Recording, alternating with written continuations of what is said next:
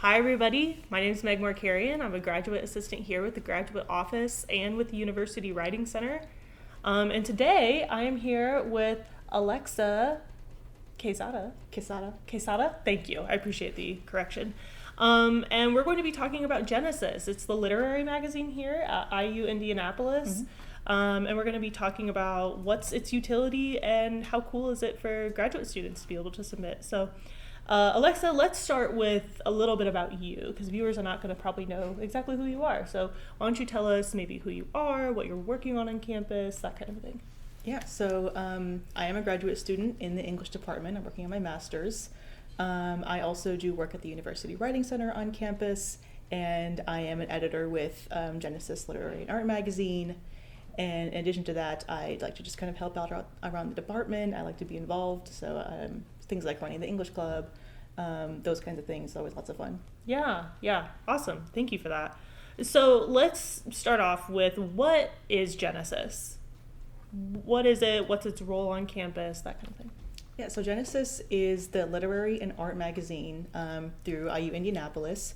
It's over 50 years old now. It's been running since 1973 continuously, every year, every semester, depending on whether it's been a yearly issue or a semesterly issue.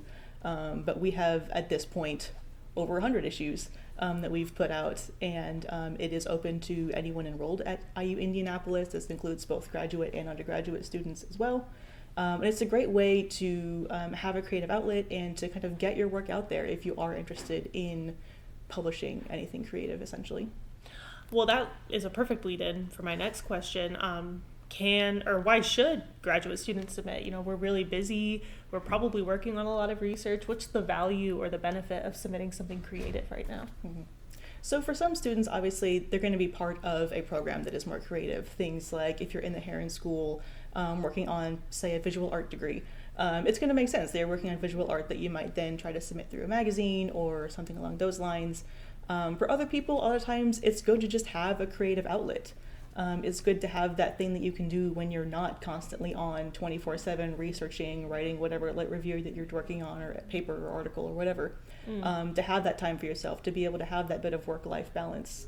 And it comes with the benefit then of being an award-winning magazine that you're submitting to. So you're able to kind of get your name out there if you would like to. Say you've been, working on poetry just on the side. Say you like to paint just for fun, or take pictures of, abandoned houses or something. We get all kinds of really cool submissions of a lot of really creative things of people who you wouldn't even expect to make these kinds of things. But it is really cool to be able to have that just outlet. And again, to be able to do it with a magazine that is pretty well respected across the state of Indiana. I'd say so, yeah, especially if it's been around for 50 years. Mm-hmm. Wow. So that actually does bring me to my next question as well. What kinds of pieces do people submit, or are there limits to what people can submit? There are length limits for some things. Okay. There are word limits for some essays or fiction pieces. So you probably don't want me to submit a novel. Probably not. That one you might want to publish maybe separately on your own. Heard. Noting that, taking that down. Yeah. But as far as genre, we really do, for writing at least, we'll accept pretty much anything that could be argued to be creative. Okay. So if you can call it a fiction piece, if you can call it a story, if you can call it a creative essay, we'll roll with it. Okay. We really like to be flexible, to allow people to be flexible with what it is they're creating, not to have to put you in a box or something, or say that this 16 lines instead of 14, that's wrong. Yeah. Or whatever it is. And as far as art pieces, as long as it can be conveyed visually on a page, we're cool with that too. Wow. If you build a really awesome looking chair that's really creative and take a good photograph of it and send it to us, there's a chance we'll accept that. Wow. So what does the process look like when the Genesis team of editors get together and try to decide what goes in the magazine? So we have weekly meetings, and before each meeting, we will review a selected just number of pieces of a variety of genres. We like to spice it up a little bit. Yeah. And we get together and we talk over each piece. We talk about the pros and the cons. Sometimes it gets a little bit heated because some people get really impassioned about some pieces. Yeah. We really do care a lot about the pieces that we're putting out. We want to make sure that we're doing the best for the people who are submitting. Yeah. And so we'll go over that, we'll talk about it, we will vote on it. We do have rules about people who can't vote on things, like if you know who was the artist. Oh, so like you can't be biased about it. So we want to make sure that we are like treating people as best as we can. Like if I'm best friends with somebody on the editing staff, I cannot expect that person to just automatically say yes to my piece that I submitted. Exactly. Okay, heard. Also jotting that down. Great. So how can we submit? Like, what's the process for that look like? So we partner with Submittable. So Okay. we work through that. That's a lot of different magazines and journals use Submittable. So if you are planning to do that, then I would say get familiar with the platform. You can either go directly to our Submittable page, just search up IU Indianapolis Submittable, or you could just go to our website as well, IU Indianapolis Genesis. Quick Google search will probably show you that. Okay. And you just go into there, you'll find whatever genre it is that you want to submit through. You'll make it sure you look through the rules of each one. There's a limit to how many you can submit of each genre as well. Okay. So you want to make sure that you're not, submitting 20 different things at one time. Okay, good to know, good to know. So are there themes for each Genesis issue, or is it more so if you have something, send something?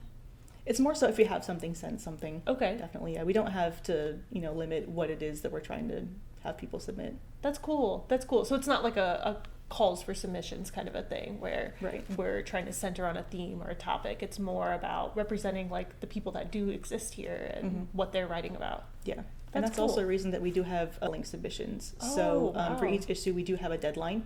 Obviously, we have to get it in before a date so we can actually get it published. Yeah. But if you submit, say, the day after the deadline, we're not going to throw it out. We'll just consider it for the next issue. Oh, cool. So what's the deadline for the issue coming up? The deadline is actually February 2nd. Oh my gosh. So get it in, folks. Yes. If Great. not, it'll be next year. Yeah. Okay. Heard. So February 2nd. And then when is the next issue coming out?